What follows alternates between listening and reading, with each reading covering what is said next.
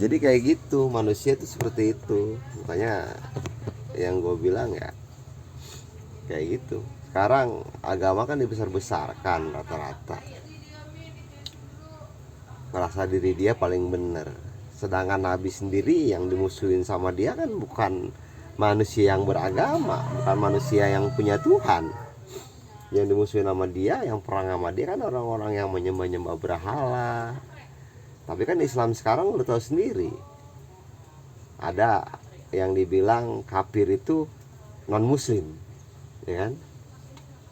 Kafir non muslim, padahal kan sebenarnya yang disebut kafir itu orang yang nggak mempunyai Tuhan, Ateis. orang yang nggak mempunyai agama, bukan non muslim kan gitu. Ya mungkin artinya non muslim itu kafir kan gitu. Padahal kan semua kitab yang diciptain sama Allah kan semuanya benar itu kitabnya. Karena kalau lu mau nyalain, Ada yang nyebut kalau di akhirat yang paling depan kan kaum Nabi Muhammad. kaum nabi, karena kan itu udah menurut ajaran Islam. Nah kan pasti kan yang lain kan berarti kan masuk surga juga, cuma ngantri paling belakang. Ya bisa terjadi, tapi kan kalau buat orang-orang yang egois, Islam ya Islam yang egois kan yang ya yang mempunyai surga, mempunyai neraka kan cuman Islam. Padahal kan yang kitabnya Injil Taurat kan kaum Nabi juga, mungkin antriannya ada masuk surga cuman paling belakang ya kali. kayak model Alkitab kan ada surga dan neraka juga. Itu kitabnya orang Kristen. Sekarang kalau yang dibilang non muslim itu kafir, ya kan gitu. Non muslim itu kafir. Dibilang orang yang agamanya beda di luar dari Islam, berarti kan non muslim di luar dari Islam kan dibilang kafir. Berarti Nabi Ibrahim juga kafir dong.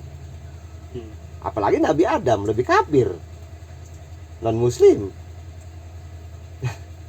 Jadi orang-orang sekarang tuh otaknya kafir kali.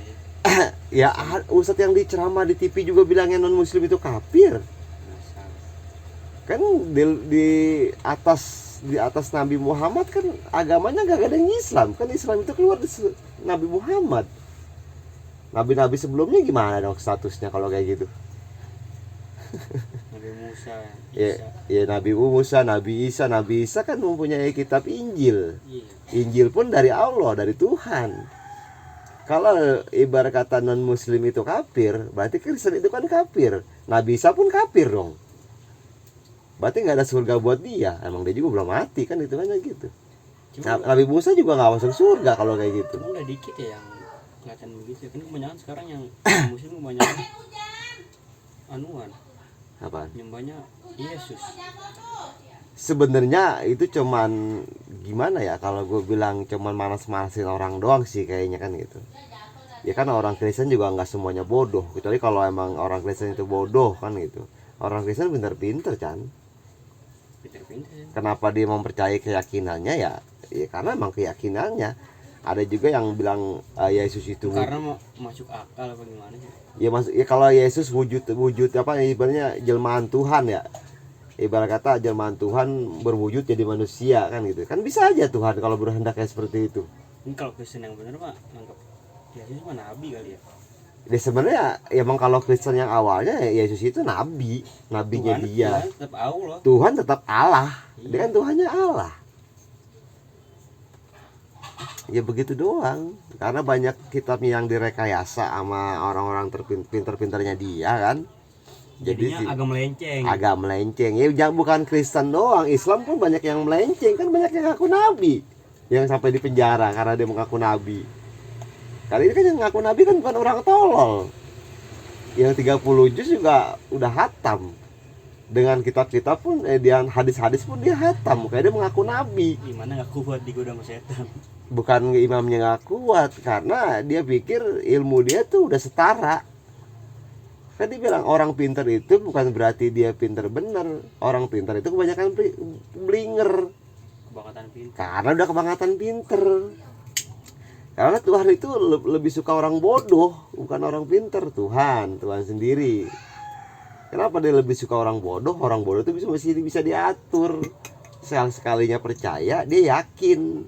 Coba kalau orang pintar, dia cari terus. Emang bener Tuhannya seperti itu? Emang tuh bener Tuhannya seperti ini? Gue udah hatam semua, Quran udah hatam, hadis gue tahu, kitab kuning gue tahu, semua pun gue udah hafal. Berarti gue udah setara dong sama Nabi. bisa dong gue dapat wahyu kan gitu. Ya seperti itu. Sedangkan bisikan di kuping dia pun ada, lu begini, lu begini, lu begini kan gitu. Makanya jadi orang pintar tuh bebannya semakin berat karena diri dia ngerasa diri dia paling bener. Itu orang pintar.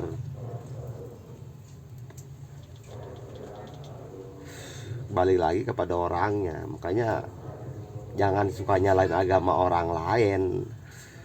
Agama orang lain kitabnya pun turun dari Allah juga kan gitu. Kalau mau balik lagi nyalain ke orang lain ya balik lagi berkaca diri. Nabi-nabi sebelum Nabi Muhammad pun dia pun tidak mempunyai agama. Ibrahim agamanya apa? Ayo. Bapaknya Ibrahim siapa? Penyembah apa? Bapaknya Ibrahim penyembah berhala yang sekarang jadi Ka'bah. Coba lu pikir. Nah dia nyembah berhala tuh berhalanya berhala apa? Patungnya? Ya patung-patung biasa. Patung-patung kayak raksasa. Ada nama Tuhannya nggak? Nggak ada. Menurut kepercayaan dia. Kalau menurut dia ada. Namanya apaan tuh? Nah gua nggak tahu kalau itu mah kan hitungannya kayak gitu. Kalau sekarang kan Yesus tuh yang begini. Orang. Kalau Yesus kan semua nama orang.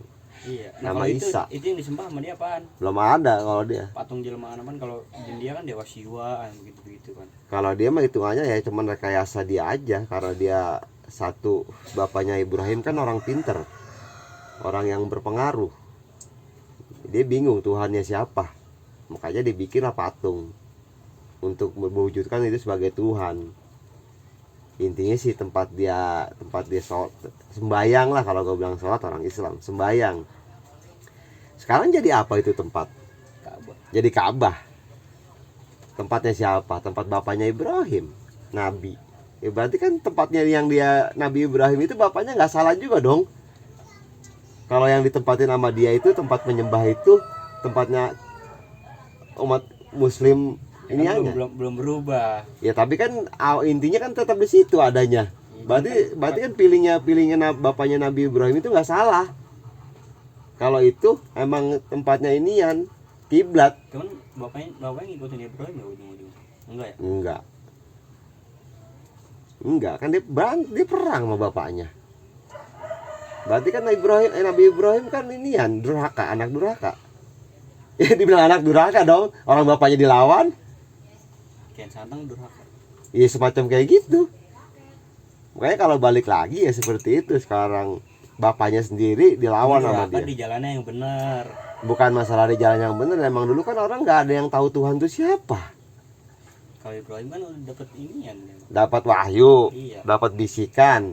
Bapaknya Ibrahim juga pun dapat bisikan, disuruh bikin patung di situ mungkin nggak mungkin kagak. Dari siapa bisikan? Ya mana di gua tahu kalau hal kayak gitu. Jadi nggak mungkin kagak dia bisa bikin patung, dia bisa bikin di situ tempat dia sembayang. Berarti kan dia udah ada bisikan juga. Dia bikin. Sekarang tempat itu menjadi kiblatnya orang Muslim. Berarti kan memang udah ada jalan ceritanya di situ. Ya kayak gitu juga nggak bisa nyalain siapa-siapa. Kalau tentang agama, karena satu yang buat ya Tuhannya orang Islam siapa? Ya Allah, pencipta seluruh alam kan gitu. Kayak raja ini kan udah. Jadi jangan pernah nyalain lu salah, padahal mah kalau di situ lu gua lu. Jadi bawa bolak-balik sama-sama juga. Kayak raja apa sih?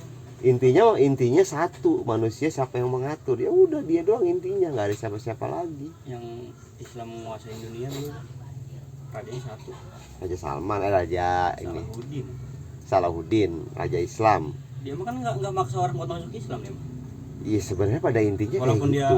udah ngalahin kerajaan Kristen, terserah tuh rakyat mau masuk Islam apa enggak. Iya karena kan Tuhannya sama. Cuman situ cuman memain kekerasan, pengen cari kekuasaan. Ngerasa dia bisa menang. Jadi kalau manusia yang termasuk benar, pola pikirnya benar, dikasih jalan cerita, di situ orang pertama Nabi Adam pun ciptaan siapa? Allah yang menciptakan. Di situ ada jalur ceritanya, nanti seperti ini itu semua udah dibikin.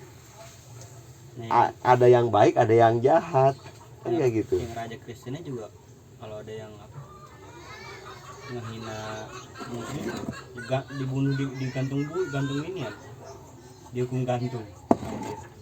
Iya kan karena emang semua orang menghormati tentang kepercayaannya masing-masing. Iya.